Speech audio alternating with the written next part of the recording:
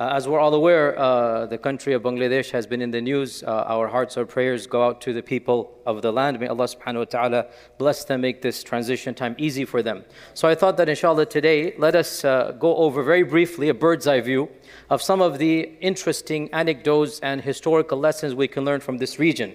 Especially because this region is very interesting. If you look at the countries around it, look at Bhutan, look at Nepal, look at India, they are not Muslim majority countries. And yet here we have this little pocket of a Muslim majority country. 90% of Bangladesh is Muslim. It is the fourth largest Muslim country in the world.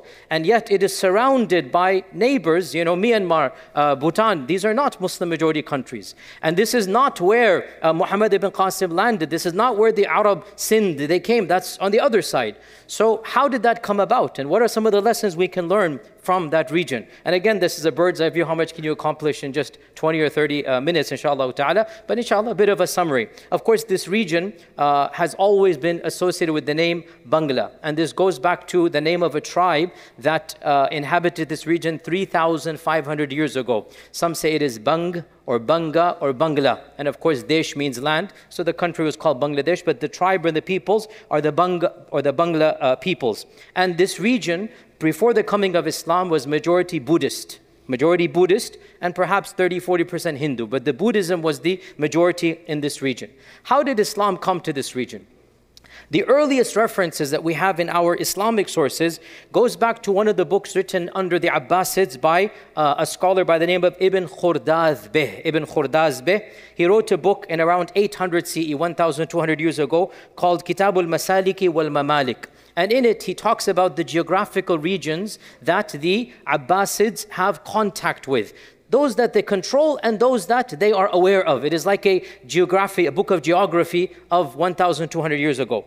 And he mentions cities and lands that we now understand. Of course, he doesn't use the term Bangla or Bangladesh, but he mentions coastal cities and lands that we can now link up to what is now the modern land of Bangladesh. And he mentions that these cities are cities where the Abbasid ships go and they go to port over there, they stay there for a while, and there are people living there from the Abbasid and from the Muslim and the Arab traders. So we learn, therefore, that trade was the main initial route that Islam came to this region, beginning from the time of the late Umayyads, early Abbasids. And excavations have actually uncovered gold coins and silver coins. We find them in this region that date back to the time of Harun al-Rashid. So there was a thriving industry from the time of the early Abbasids. Clearly, we even have architectural remnants of mosques. Now realize, there is no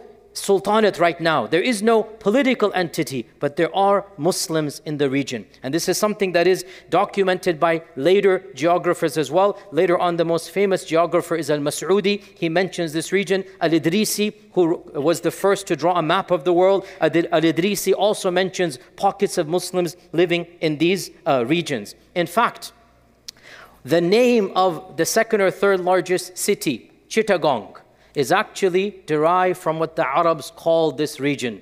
How many of you people knew this? Chittagong comes from Shattul Ghanj. Shattul Ghanj. The Arabs call the Ganges River Ghanj. Ganges, Ghanj. And Shat means the delta or the entrance. And if you look at a map, those of us not from Bangladesh, you don't know where Chittagong is, but the Bangladeshi people know what it is. It is where the entrance to the Ganges and the exit from the Ganges, that's exactly where Chittagong is. The whole river, the famous river of India, the Ganges River, its main tributary into the Bay of Bengal, its main tributary, it is right at the tip of Chittagong.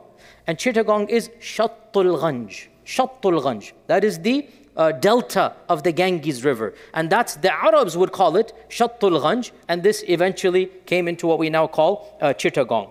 Now, the first Muslim power that entered here dates back to around the 10th or 11th century, and this is one of the branches of the Ghurid dynasty. The Ghurid dynasty, of course, was established northeast, but one of the branches came and conquered some of the regions until they finally made their way to Bengal. And the first famous ruler or the first conqueror of the Ghurid dynasty was Bakhtiyar Khalji. Bakhtiyar Khalji. Bakhtiyar Khalji was the one who eventually made his way into what we now call, the area of Bengal. And it is an amazing story that it is said that he was leading his army. He was so eager to enter, he only had 18 people when he entered the first village and town. And with 18 people, he began the conquest of this entire region. And Bakhtiyar Khalji established the Ghurid dynasty, but he made himself independent, but technically he's a part of the Ghurid dynasty. One thing you have to know when you listen to my history and others, you understand, yes, there was a technical khilafah, but the khilafah is not going to control every distant region. And what happens is the government might send somebody, and that somebody basically becomes semi-independent. And he's running it maybe in name only, maybe even not even in name. But this is what Al-Khalji did, and he began to mint the first Muslim coins, or the first Islamic coins date back to Al-Khalji, which is around 1200 CE, like 800, 900 years ago. He began to mint the Islamic coins of this region, and the khutbah was given in his name.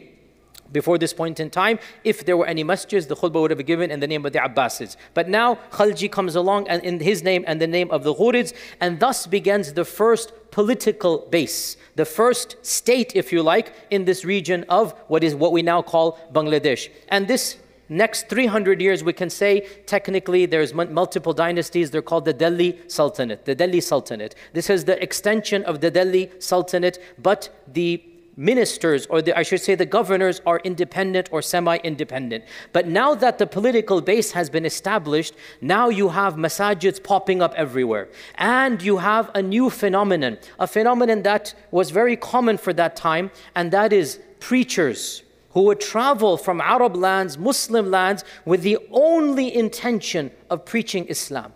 And this began the phenomenon of the Sufi Khanqahs. Sufism played a very important role in the spread of Islam in this region. And a number of famous Sufi preachers, the most famous of them, every single person of Bangladeshi heritage knows this person, and his name is Shah Jalal. Shah Jalal is the most famous one of them, but he's not the only one. But he's the most famous, and he's of the earliest one. And Shah Jalal was of an Arab descent, but he was born and raised in Konya, in Turkey. And they say that his Shaykh handed him a mission that you have to go to. He gave him some soil. He goes, wherever you find the color of the land to be the soil, that's where you will settle.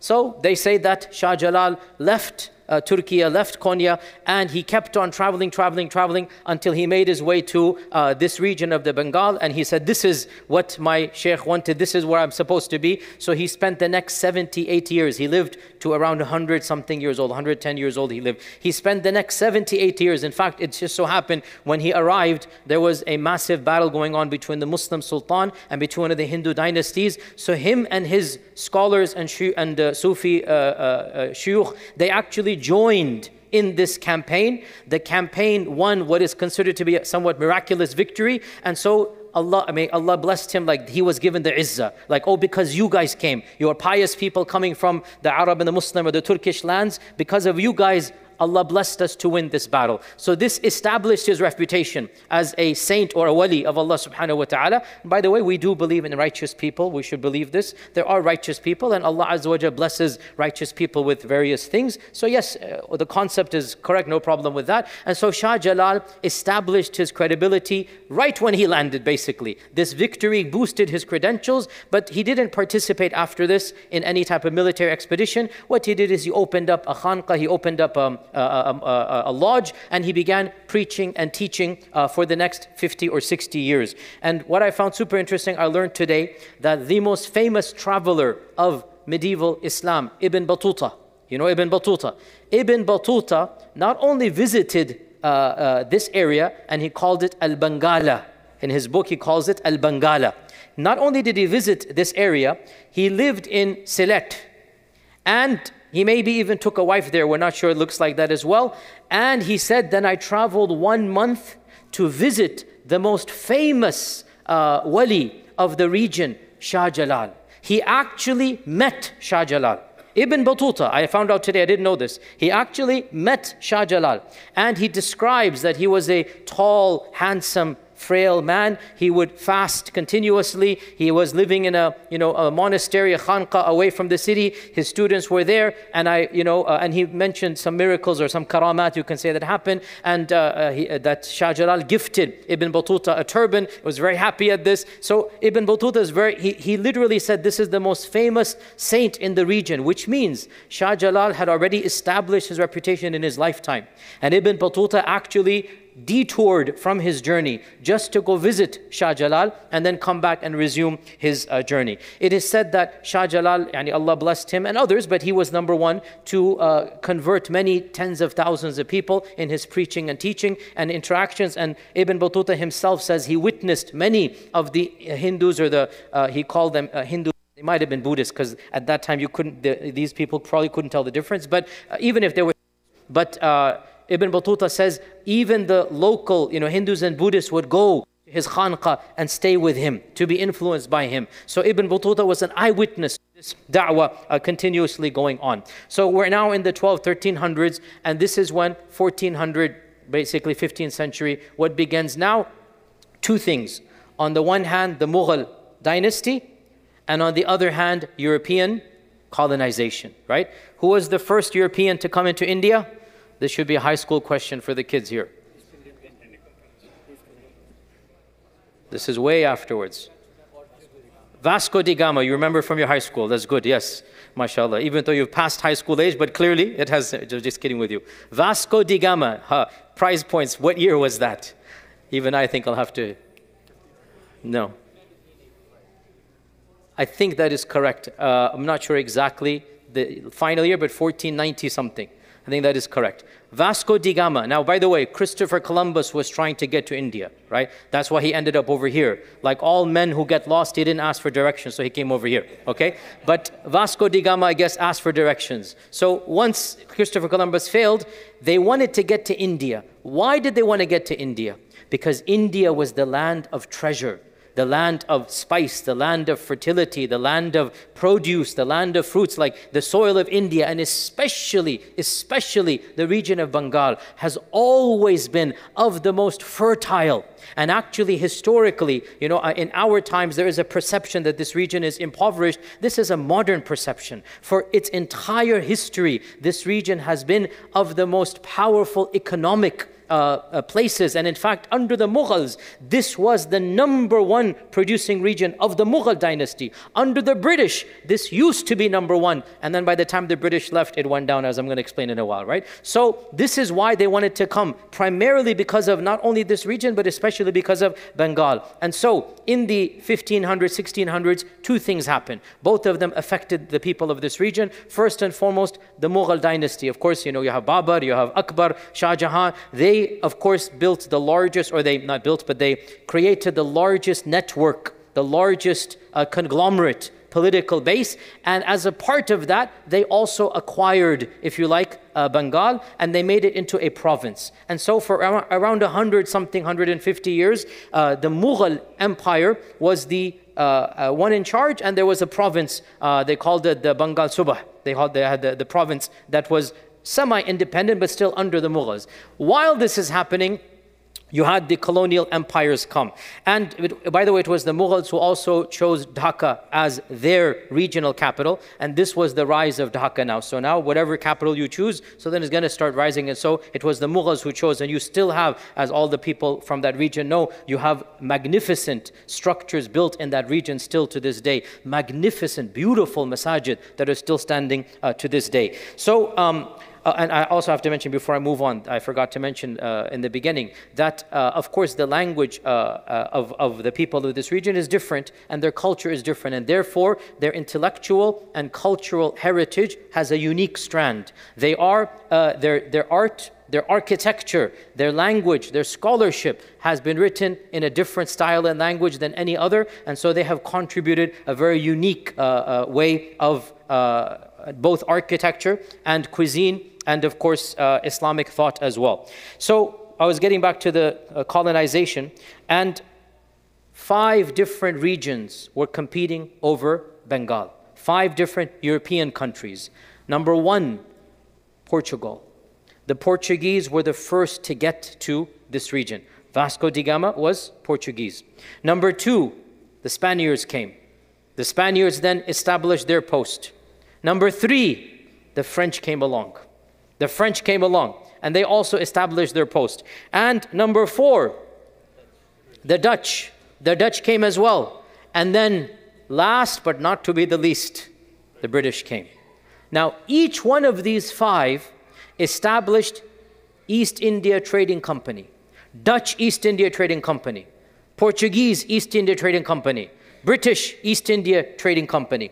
And each one of them began competing to have the most land, the biggest perks, the most direct access to the governors. And interestingly enough, in this region of what we now call Bangladesh, the Bay of Bengal, multiple times these 5 powers actually fought one another on the Indian subcontinent soil for resources. So you have the British and the French fighting each other for resources in this region.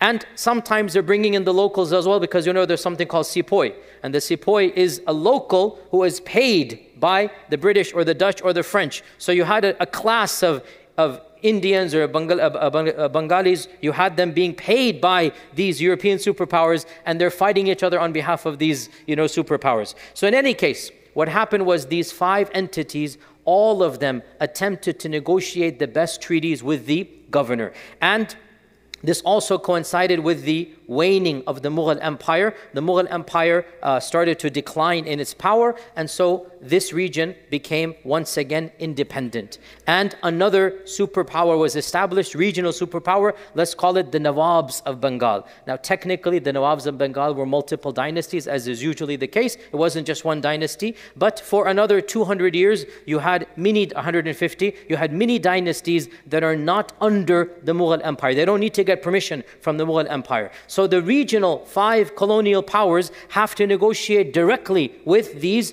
dynasties. And one of them was to change the course of the entire region's history, and that is Siraj ud-Dawla. Siraj ud-Dawla in 1756. He was the Nawab of Bengal. And long story short, the British and the French were at a massive war. And Siraj ud-Dawla initially got caught up. He sided with the French. The French were more sympathetic to him, but the British demanded more and more. And the British started building larger posts, taking more land, demanding higher taxes. Siraj ud-Dawla refused. He said, I'm not going to be a party to this. It's not fair. Remember, these companies are not governments. They are trading posts. They are East India Trading Company. Sure, they have mercenaries, but they're not governments. This is like you open up a shop somewhere and the shop is surrounded by your mini army. That shop becomes a mini city. That shop starts taking the land around it. This is what these principalities did. Siraj ud-Dawla said, enough is enough. You guys are not welcome here. And for one of the most historic and important times, he went to war. He fought the colonizers. This is now not necessarily the first, but the most important and the most seminal fighting that took place by the locals, the resistance against colonization. It was done by the Nawab of Bengal against the British. And in fact, initially he succeeded. He overtook Calcutta and he freed he kicked out the British. He had to he killed some of the people there as well. The British people, obviously, that happened. And when that happened, the British sent in the troops. And they sent in their most promised and decorated general. His name is Major Robert Clive. Major Robert Clive had a reputation of being heartless, cruel, but also very efficient. In other words, he was a general exactly what you need from their side.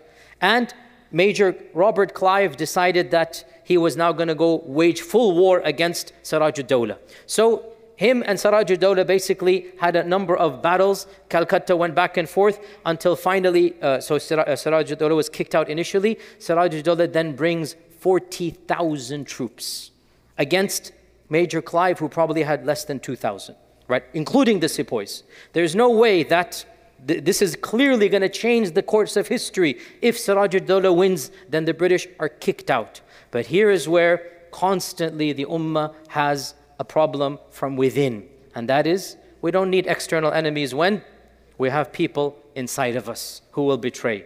And what Major Robert Clive did was he used the tried and tested tactic of the British: divide and conquer. Major Clive understood, I can't win them in battle. And so he resorted to the standard technique, and he found one of the senior, some say he was the senior general and military commander under Siraj ad-Dawla. His name was Mir Jafar. Mir Jafar. And he began a secret negotiation with Mir Jafar to become a traitor, come over to the side of the British. Mir Jafar named a price, he got the price. Mir Jafar said, once you get rid of Siraj ad-Dawla, I have to become the Nawab. Clive said, fine, you will be the next Nawab. Once he went back and he heard that more and more help is coming from England, Mir Jafar renegotiated the contract and demanded triple what had been the initial price. Greed, complete greed. They say the equivalent in our times, if you calculate it out, is around £3 million. So for 3 million British pounds, the equivalent in our times, which is around less than $4 million, for $4 million, Mir Jafar not only betrayed his own dynasty, he literally changed the course of history to what was about to happen. Such a measly sum, 4 million. That's all that he needed. So long story short, when Clive's forces came, Siraj ad-Dawla thought that he had Mir Jafar and the troops on his side. Turns out at the last minute, Mir Jafar, because he was the commander, he simply withdrew, leaving Siraj ad-Dawla almost unprotected. Siraj ad-Dawla had to flee for his life with his women and children. Mir Jafar's forces caught up to him and executed him on the spot, paraded his body in public, and then Major Clive literally greeted Mir Jafar, kissed him, held his hand, put him on the throne of the Sultan of the Nawab, and gave him a bowl full of gold. This is now your treasure. And he did become the Nawab for a while, and then of course, as is always the case, then he realized the British are not giving him what he wanted, and he actually died a miserable death because obviously you're not going to win as a traitor. For those of you who studied Iqbal has some really famous poetry about this, right? I'm going to really mess this up, but Jafar az Bengal wa Sadiq az Dakkan, nange Adam, nange Deen, nange Watan, na Qabul wa na Umeed wa na Murad, millat az Karshan andar fasad. Is that right? Right translation? Andar fasad? Is that right? This is Farsi, right? So Iqbal has some really beautiful lines here that Ja'far from Bengal and Sadiq from Dakkan. Mir Sadiq was somebody who betrayed Tipu Sultan, right? So Ja'far from Bengal and Sadiq from Dakkan. These people are Nange Adam, disgrace to mankind, and Nange Deen, disgrace to their deen, Nange Watan, disgrace to their homeland. Na Qabul, they have no acceptance, they are hopeless, they are unfortunate, and because of them, an entire nation was corrupted by their actions. This incident is called the famous Battle of Plassey. The town is Pelashi, so the British call it Plassey, the Battle of Plassey. The Battle of Plassey in 1756, it changed the course of history. Literally, this is the most important battle that every student of history is aware of, because when Major Clive won over the Sultan or the Nawab of Bengal, what was the result of that? A number of things. First and foremost, this now established British superiority over all of the other colonizers. Now England is dominating, even though before this the Portuguese had dominated. Because of the Battle of Plassey, now England has the upper hand. Secondly, now that England has basically conquered Bengal, this is the nail in the coffin for the Mughal dynasty. That's it. This is the most important province, the most expensive, the highest, produce. And now it's not in the hands of the Mughals, even though nominally it was technically not there, but still there was this notion. So now that the British are here, then what's going to happen from 1757 until the famous, what is called Mutiny or War of Independence, 1857, 100 years. The British changed from being a trading post to becoming the British Raj. The beginning of this, the Battle of Plassey, when the Muslims of the Bengal province, when the Sultan of the Nawab province was betrayed by his minister, it was inevitable. That's it. One thing led to another, and in 1857, the British annulled the Mughal dynasty, kicked out the last Mughal Sultan, who died a very lonely death in Bahadur Shah, Zafar Bahadur Shah. There's a picture of him, the only picture we have of a Mughal emperor on his deathbed in 1860 or something. It's a sad, sad portrait of a person lost everything. So he was exiled, and the British then took over. And of course, when the British take over, what do you think is going to happen? They're not interested in the people. They're interested in their pockets. And for the next 90 years, they fleeced this region that used to be the #1. Bangladesh, or this area of Bengal, has always been known. Ibn Battuta, I read this today just to refresh my memory. It's been many years since I read Ibn Battuta, and I forgot he had mentioned Bangladesh. Ibn Battuta has an entire paragraph shocked at how cheap the produce of Bengal is. He mentions prices. He says, for one dirham, I can get 3 chickens, He says, I have never seen this much rice in my life. This is Ibn Battuta describing this how many centuries ago. And he goes, you can purchase this much quantity for a small amount of rice. And he said, my friends here, they told me that for 8 or 9 dirhams, they can spend the whole year with enough money and food for eat. So he's describing a land that is rich in produce, that is rich in food, and has easily accessible. In his whole travels, he has hardly seen a land as rich and as useful and economic as this region is. But what's going to happen? That's why the British were eager. That's why the Battle of Plassey is taking place. That's why all of this is happening. Once the British come, khalas, topsy-turvy, 180. From 1857 up until 1947, 90 years, this region went from being #1 to, subhanAllah, almost all the problems we can blame. And I say this over and over again, do not be fooled. Wallahi, do not be fooled. The enemies come, they want to make us enemies in between. The #1 enemy that we have is the colonizers. Do not be fooled by their rhetoric. They put it in your mind to divide and conquer. No, it comes from them. They're the ones who did all of these, negatives that happened. You can 95% you can blame on the tactics of the British. Time is limited. I have to mention one thing that the British did. This is something every one of you should know. The worst man-made disaster in this century, or of the top 3, took place in this region caused by the British. In 1943 and 1944. Every person here from that region is well aware of what happened. I'm sure many of you have stories of your grandparents about what happened during this time. The infamous famine that took place, in which we don't even know how many people lost their lives. That we can't even calculate. Like 5 or 10% of the region's population disappeared in 1 year. Up to maybe 3 million people, not just because of famine, but then because of the famine, the hunger, the disease, the dysentery, all of this caused simply by the mismanagement and the greed and the inhumanity of the British. This was a preventable disaster. How can you starve to death in one of the most fertile regions in the world? How? When you have British who are more interested in sending food to their troops, not caring about the local, because World War II is going on. And so the British, a series of bungling mismanagements that they didn't care about. To be precise, it's not as if they intended to kill 3 million people, but they didn't care that they killed 3 million. See the difference? It's not as if they had a tactic, what are we going to do to mess up? But their mismanagement, and there's many PhDs and many books written, you can find this on Amazon online. What would the British do about intentionally limiting? Because they were worried that the food would end up in the wrong hands. They also wanted the food that was available to end up in their troops. And so both the tactic of limiting what they can produce, along with acquiring what they are producing and not distributing it. There are pictures. Wallahi, these pictures, they will move any heart to tears. There are pictures of hundreds and thousands of emaciated men, women, and children just dying on the streets. Because this is 1940s. You have lots of pictures, you can see them, of people literally like bones that sit.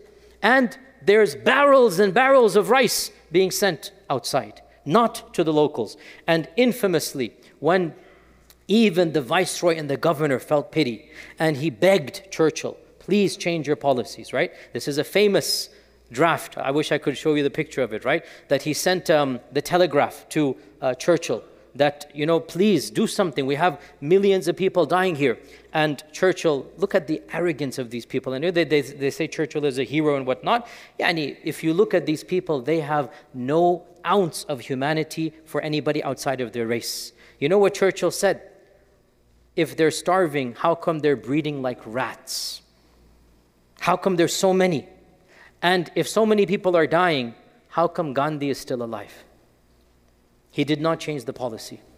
Literally, even the local governors begging him, and he has it in his handwriting, that, well, they're still breeding like rats. He called the people there, they were all Muslims, he called us their rats. He goes, look at their quantity. They're people like rats. Why should I change my policy? And if they're all dying, I want Gandhi to die. Why isn't Gandhi dying? Just the amount of racism and arrogance that in that, cruel. And because of this, as we say, we'll never know for sure, but maybe up to 3 million people passed away. And of course, it's because of this that there was a strong resistance from this region against the British. Many famous thinkers and many intellectuals, they championed for freedom, along with people in other regions. Bangladesh, or in this region, of course, is not called Bangladesh right now, but the people of this region are of the most antagonistic. And eventually, of course, in 1947, as you're aware, that is when the British had to leave. And because this is now a Muslim majority land, so then they also granted it separate independence. And now, as you know, multiple changes are happening. So we ask Allah subhanahu wa ta'ala to bless the people of this region. Wallahi, our hearts, wallahi, I swear to you, my heart, my du'as are for the people. It was so, joyous to see, some of the things happening. Alhamdulillah, alhamdulillah. In the end, we just make dua, all we can do. We make dua to Allah subhanahu wa ta'ala that Allah Azza wa Jal protects the people, blesses them with a government that genuinely cares about them and their interests, that blesses them with a government that wants to protect their own civilization and culture. 90% Muslim, they should be proud of this. They give so many, contributions to the ummah. So may Allah subhanahu wa ta'ala protect them, bless them, grant them hidayah, and inshallah ta'ala let us see Izzah back as it used to be, the political and economic capital for thousands of years. We pray inshallah ta'ala this returns. Jazakumullah khair. Assalamu alaikum wa rahmatullahi wa barakatuh. فيا ذلي ويا خجلي إذا ما قال لي ربي أما استحييته تعصيني ولا تخشى من العتب وتخفي الذنب عن خلقي وتأبى في الهوى قربي فتب مما جنيت عسى تعود إلى رضا الرب تعود إلى رضا الرب